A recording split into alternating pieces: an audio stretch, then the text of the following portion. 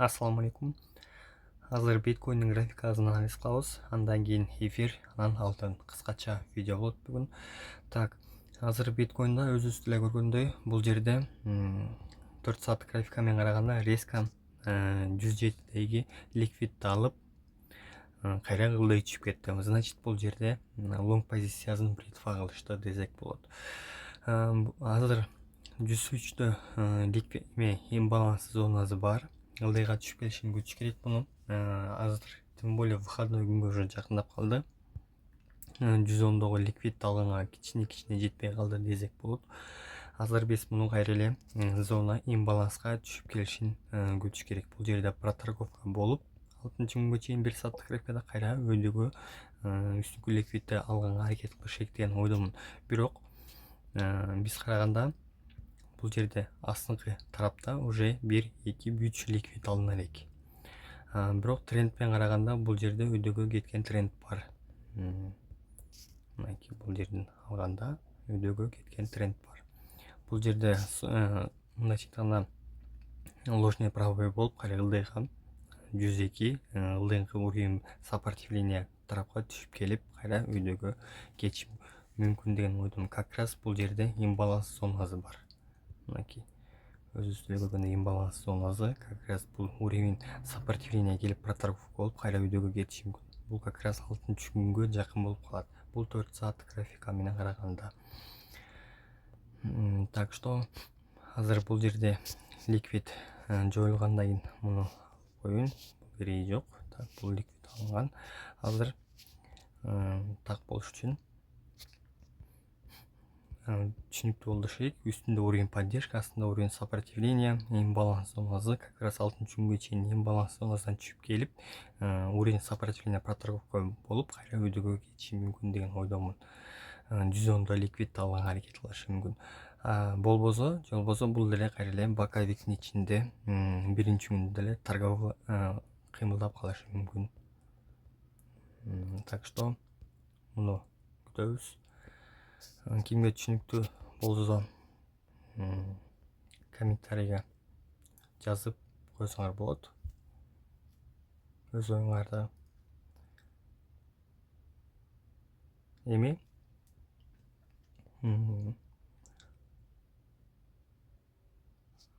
эфирдин графикасын анализ кылайлык. Эфирдики 2473 десек болот. Так, буда деле эч өзгөрүүлөр жок. Буда биткоин өйдөгө аракет кылса, бул ылдыйга уже түшкөнгө аракет кылган. 2587 ликвид алынып, кайра ылдыйкы ликвидке жөнөдү десек болот. Ылдыйкы ликвид примерно 2307 бар, бирок 2443 ликвид бар десек болот. Мынакей өзүбүз деле көрүп турабыз. Так, tashlab салайын. Мынакей бул ликвид бар. Бул жерде 4 сааттык араны имбаланс бар.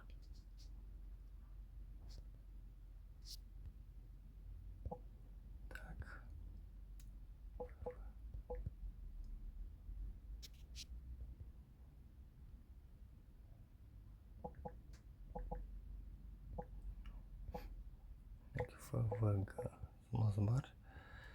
Так, бул жарабай калды десек болот. Кайра жаңы ликвид чечиш керек. Значит, бул имбаланс зонасы иштебей деле калышы мүмкүн. Мурунда бир иштеп, отскок берип, кайра үстүнкү ликвид алган. Кайра бул ылдый келип, имбаланс зонасынан кичине кайтып жатат. Аны 1 сааттык графика менен караганда так көрүнөт кайтып атканын. Мынакей бир свеч уже өйдө берип калган, имбаланска тийип өйдө берип атат. Бирок 4 сааттыкта мындайча айтканда дагы бир свеч ачыш керек. Значит, бул астыңкы 2347деги жана 2300дөгү ликвид алганга барышы мүмкүн. Так что муну деле карап отурабыз.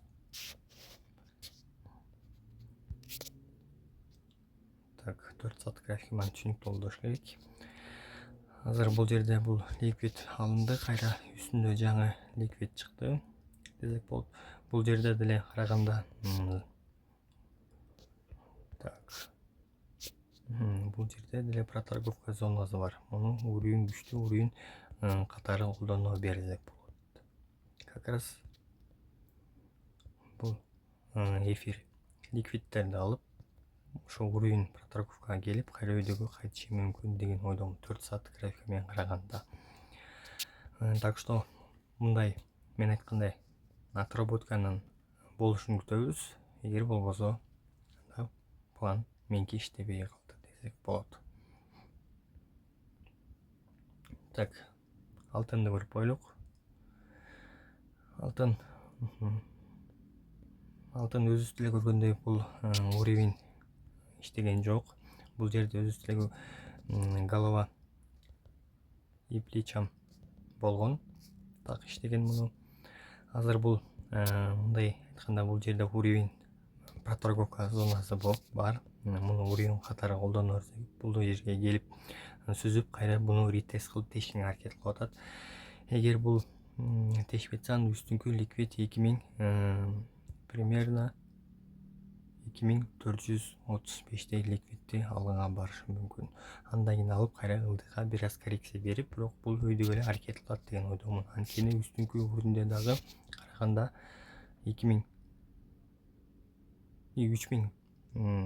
3498деги ликвид мен жаңылып алдым. Андан кийин 3000 азыр бул эң биринчи бул уровеньди тешпетсе 3000 бул проторговка уровени 3323дөгүнү тешпетсе, анда 3439дагы ликвид алганга барат. Андан кийинки эң чоң ликвид 3449 деп койсок болот. Так что муну караганда биз мындай алып кеткенде ылдыйга тренд бар десек болот. Өзүбүз деле көрүп турабыз. Значит, бул жерден деле ылдыйга кайтканга аракет кылышы мүмкүн. Ылдыйкы ликвидтерди алганга примерно 2953ге келип өйдөгө кайтышы мүмкүн. Так, кимге? Так, азыр мен муну сохранить кылып коеюн. Телеграмга киргизип муну. Так что кимге видео түшүнүктүү болсо, жана жакса лайк басып койсоңор болот. Мен бул видеону жартысын кезип TikTokко жана толук YouTubeга чыгарам. Так, азыр евро долларды көрүп коелук. Евро долларда бул жерде эле 4 сааттык менен караганда эч өзгөрүүлү жок. Бул жерде деле өзүбүз көргөндөй бул уровень күчтүү чоң проторговка зонасы болгон. Мынакей бул жерде уровень сопротивления астыңкы жана үстүндө уровень поддержка бар. Бул жерде деле өзүбүз көргөндөй ложный пробой болуп ылдый түшүп, бул жерде проторговка кылган.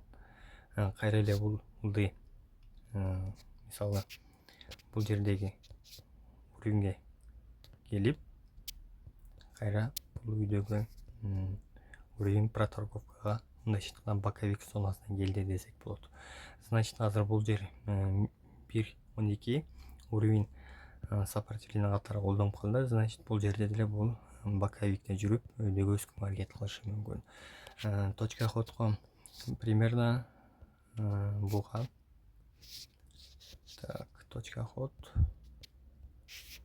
Так, будан 1.12ден лонгко караштырса болот деген ойдомун, үстүнкү уровеньге чейин покупкага. 4 сааттык менен, 1 сааттык менен караганда уже бул дагы эле четелек десек болот. Бул өйдөгө өсүшү бар деп ойлоймун. Примерно 1.14ке чейин өзүп барып, кайра ылдыйга түшүшүн күтүш керек, эгер ошондой болсо. Так, 4 сааттык менен караганда мунун түшө турган жери дагы эле бар. Так, биткоинди бир карай кетелик.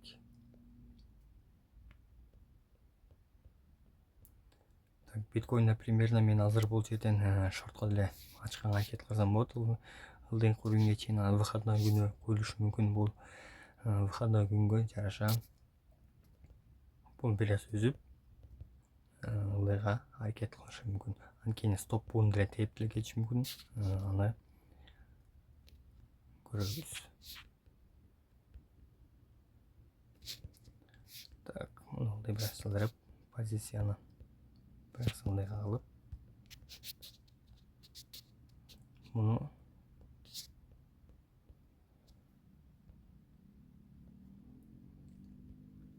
Телеграмга чыгарып коем.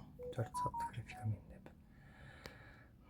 Так, видео кимге түшүнүктүү болсо, комментарийге жазып койсоңор болот өз оюңарды, жана лайк басып койсоңуздар болот. Комментарийге өз оюңуздарды жеке жазып кетиңиздер. Менин тех анализим кандай иштеп жатабы, же иштебей жатабы, туура эмес болуп жатабы, аны дагы жазып кетсеңер болот.